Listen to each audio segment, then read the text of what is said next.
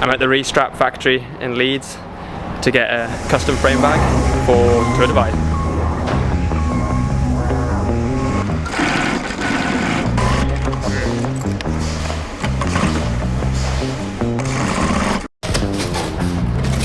First step of the custom frame bag. What are we doing today? You want me to tell you what you're doing? Custom frame bag kit you can get from the Restrap website, completely free to order. Basically that gives you all of the instructions that you need to follow to be able to make sure that the shape that you send through to us is exactly the right shape to fit your bike.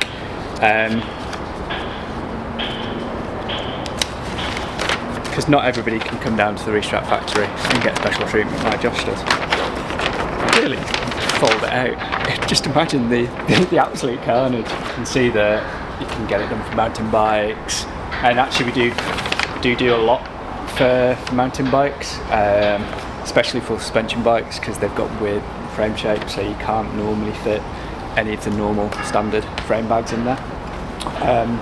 But it is also really useful if you just want just that really clean, tidy look of the frame bag that perfectly fits inside the model. So this is essentially the template that we want to be using, but the first thing that we need to do is, it's really hard to kind of line that up behind the bike, so we just use cardboard to trace out first of all.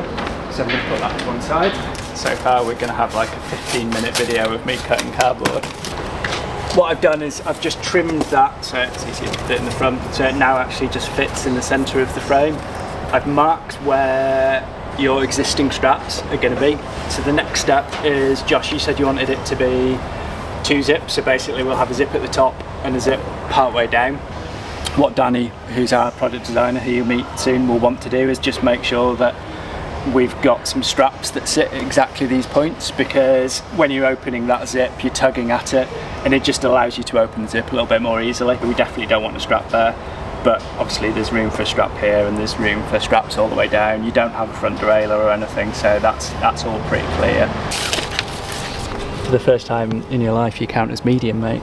This was where your seat stay is, just there, so no strap there. You've done your template. The one other thing that we would ask for is a photograph of the bike, basically exactly as you've got it here, so propped up against a wall, perfectly side on, and with any other bags that you'd be using that would potentially interfere with the frame bag. So yeah, anywhere where there would be other straps. So we've got sight of that, we've got sight of the bike, and we know roughly what we're designing for as well. You then email the photos of those across. Just a photo of the template is fine, you don't need to post that back to us. Again, take a top-down photo of that template, and I will do that anyway because Danny's going to need one of those, and we can take the paper one with us as well. We're ready for the next step, so you can come to Danny's design dungeon. These files then come through to Finn, and he will start. How's it going? And this is Finn. Hiya, I'm Danny. I'm the product design and development manager here at Restrap, and this is where we put together all the digital files for the custom frame bags and deal with all the customer orders coming through from our support team. I'm a junior designer who works with Danny. I do work a lot on the customs. Try and do 10 to 15 a week depending on how many we get through. So yeah, it's quite a big part of my job. And then yeah, I bring them through to cutting before they go into production. I want you to put this strap on the other way, please. Which strap? This tail end on the non-drive side. Pet peeve, absolutely hate ends of webbing on drive sides of bags.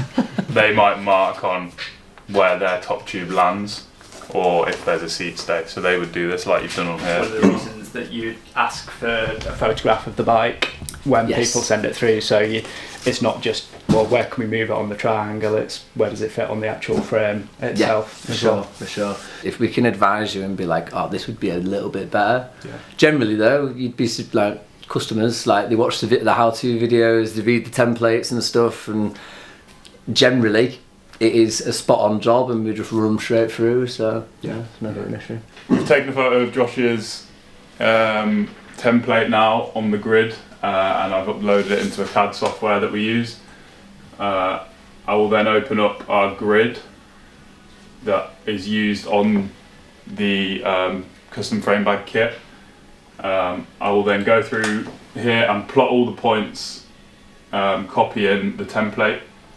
This can be the boring bit and take some time, but it's like the easiest way we found to get the template onto the digital file. It's not like that. Yeah. That sits up, so it's getting that, I suppose, horizontal.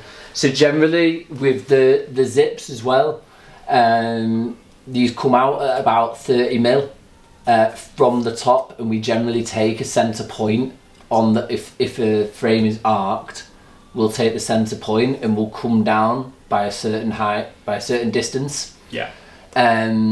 Depending on the arc, we might drop the zip a little bit further, just so the ends of the zip function better into the frame, because really we don't want a zip ending right in this corner. Yeah. It will have a better usability. It's got the nickname the Design Dungeon, but I like to say it's the Design Palace instead. Like myself and a lot of people here, we do a lot of riding, so we can basically come up with an idea, and we'll make some like paper structures or cardboard structures initially, and then we do a lot of 2D design work where it's just flat patterns. And because we've got the factory here, we can just CNC cut out the fabric, laser cut some parts, and then just go straight through. And I'm not the best machinist, but I can make good enough working prototypes. And then from there, we'll just ride them, refine them further. We don't go into too much detail, making all the bells and whistles in terms of like crazy CAD designs. Like, we prefer to be hands-on within our design process, and because we have the capabilities of doing that, I just kind of think, why not? It also gives us a much better understanding of running a product through production. We're not just designers, we are developers as well.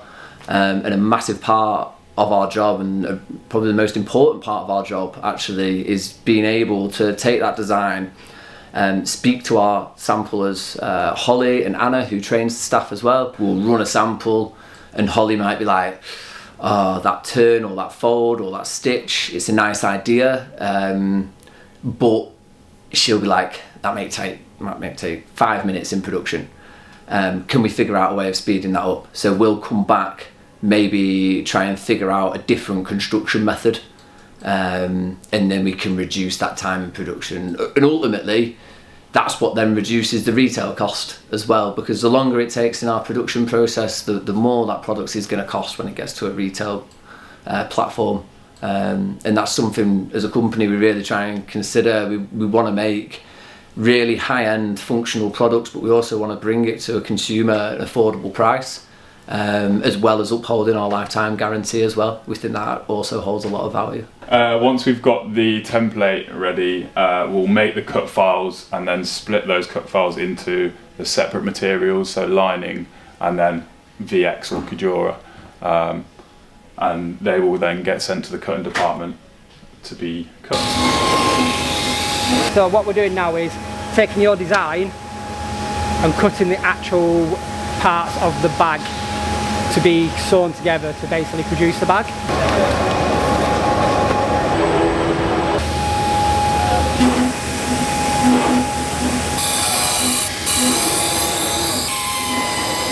Your cardboard, your design, this is your manufacturing order. Basically the next step now is, once we finish cutting, into the manufacturing box, sent through to sewing. So essentially what we've got here is, it's our heat transfers. So it's a reflective transfer that then we attach to the bag. Give it a couple of seconds. Let it heat up. 3, 2, 1. Take it out. We then flatten it, just to make sure.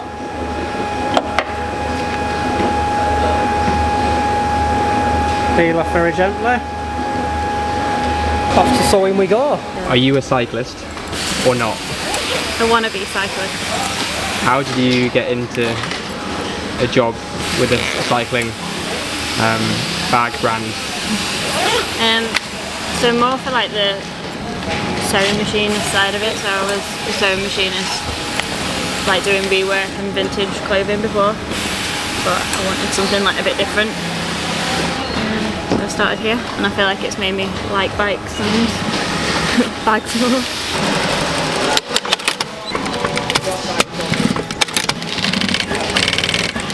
So we always do our zipping on the walk-in foot machines because it feeds the material a lot better, so it keeps it nice and flat, like as we're putting the zips on, and doesn't bunch anything up. And it just goes through a lot quicker.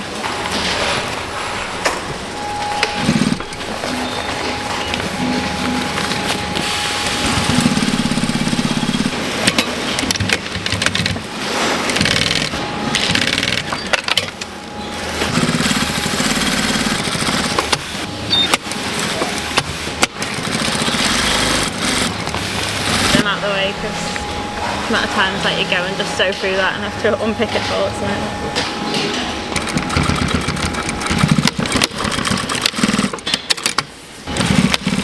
It's one of the things that I only realised when I joined, and it makes total sense when you think about it. But of course you make the bag inside out and then the last step is turning it the right way around. And obviously that then means that all the stitches are hidden away. And it's such a simple thing, but unless you're actually thinking about the production process, you don't go through that stage. Just going to finish off the bag with binding on the inside, and then it's ready to turn out and go through to packing.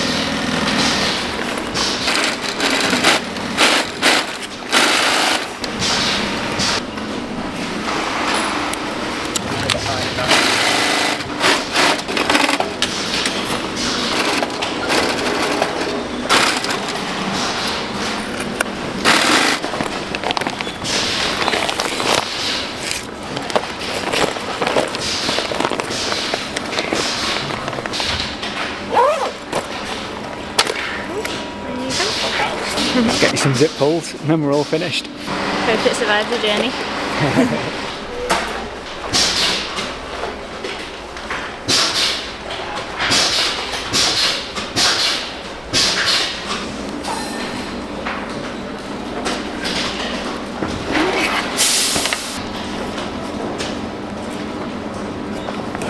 Okay mate, finished product. Let's fit it on the bike.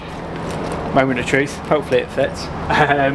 I've just loosened off the top tube bag because it makes it about 1 million times easier to fit a frame bag.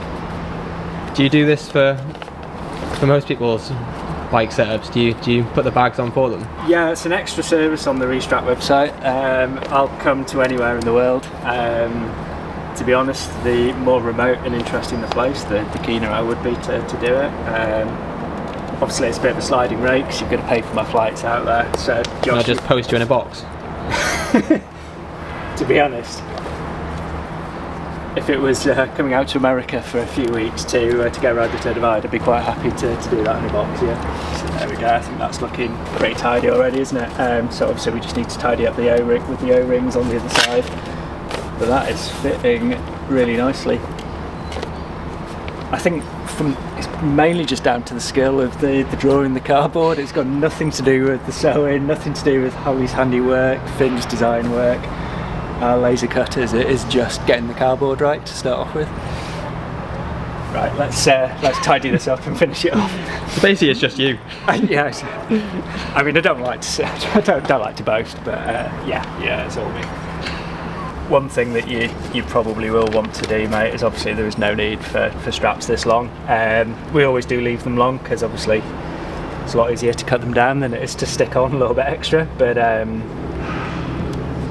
particularly with custom frame bags, it's not like you're going to be swapping this from bike to bike like you might do with another frame bag. So feel free to trim it down, and then if you just take cut it down, and then just take a lighter to the frayed ends, or to the ends, to make sure they don't fray, should I say. This isn't 100% unedited, I'm going to be disappointed, Josh. I want every single one of these on film. I've moved from the Restrap factory in Leeds and I'm now in America, Kansas, ready for Unbound XL, 350 miles in the Flint Hills around Emporia.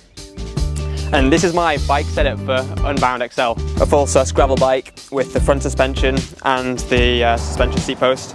Running a giant Revolt X with Hutchinson Tyres. A new custom frame bag from Restrap to house all my goodies. Got my Chamois Butt'r and my Clif Bars. Exposure lights, front and rear. I'm running SRAM 1x. Got Enduro Bearings, Redshift kitchen sink with Redshift TT bars. which I find very comfortable. Got them set at the highest possible setting. I'm running a Redshift suspension seat post. I've basically got a full sus bike here,